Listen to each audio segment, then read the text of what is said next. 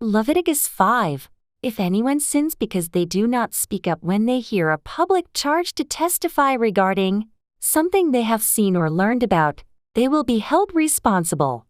If anyone becomes aware that they are guilty if they unwittingly touch anything ceremonially unclean, whether the carcass of an unclean animal, wild or domestic, or of any unclean creature that moves along the ground, and they are unaware that they have become unclean, but then they come to realize their guilt, or if they touch human uncleanness, anything that would make them unclean, even though they are unaware of it, but then they learn of it and realize their guilt, or if anyone thoughtlessly takes an oath to do anything, whether good or evil, in any matter one might carelessly swear about, even though they are unaware of it, but then they learn of it and realize their guilt.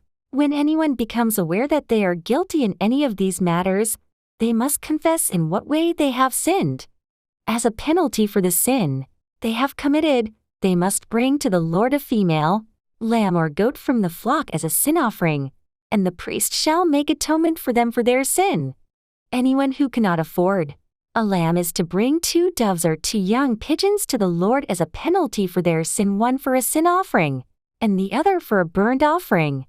They are to bring them to the priest, who shall first offer the one for the sin offering. He is to wring its head from its neck, not dividing it completely, and is to splash some of the blood of the sin offering against the side of the altar. The rest of the blood must be drained out at the base of the altar. It is a sin offering.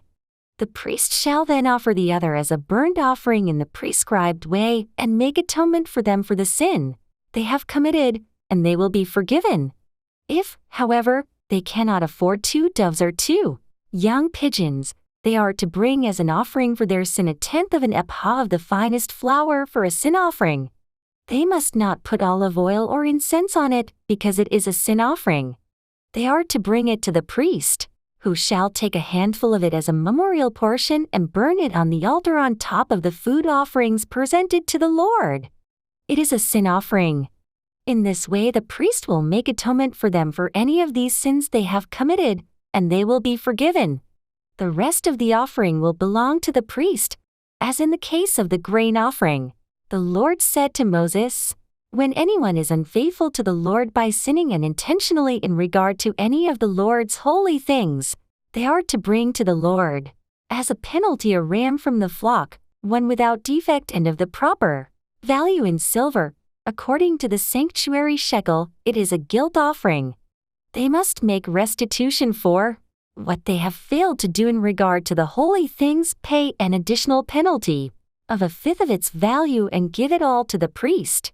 The priest will make atonement for them with the ram as a guilt offering, and they will be forgiven. If anyone sins and does what is forbidden in any of the Lord's commands, even though they do not know it, they are guilty and will be held responsible.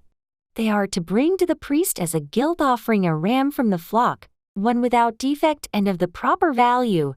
In this way the priest will make atonement for them for the wrong they have committed unintentionally, and they will be forgiven. It is a guilt offering. They have been guilty of wrongdoing against the Lord.